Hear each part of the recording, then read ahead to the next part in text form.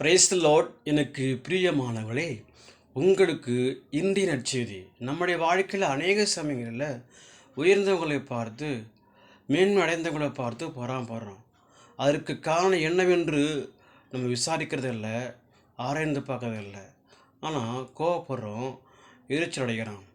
இதற்கு ஆதாரமாக வேதாகமத்தில் ஆதியாகமம் 4ஆம் அதிகாரத்தில் ஒரு சம்பவம் பதிவு செய்யப்பட்டிருக்கிறது. அது என்னவெனில், ஒரு தகப்பனுடைய பிள்ளைகள் காயின், ஆபேல். காயின் கர்த்தருக்கு காணிக்கை கொண்டு வந்தான். ஆபேலும் கர்த்தருக்கு காணிக்கை கொண்டு வந்தான். கர்த்தர் காயுடைய காணிக்கையை தேவன் ஏற்றுக்கொள்ளப்படவில்லை. ஆனால் ஆபேலையும் அவன் காணிக்கையும் கர்த்தர் அங்கீகரித்தார். இதனால் காயனுக்கு எரிச்சல் உண்டானது, கோபம் உண்டானது. அவன் இதனால் 3 காரியம் செய்கிறான். முதல் தப்பு, அவன் பொறாமப்படுறான். இரண்டாவதாக ஆபேல் என்ன பண்ணுறான்? அவன் கொலை செய்கிறான்.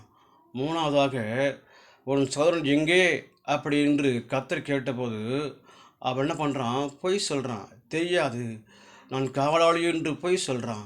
எனக்கு அன்பானவர்களே, இந்த காயனை போல இல்லாமல் ஆபேலை போல கர்த்தருக்கு கீழ்ப்படியணும், நம்பிக்கை இருக்கணும், உண்மையாக இருக்கணும்.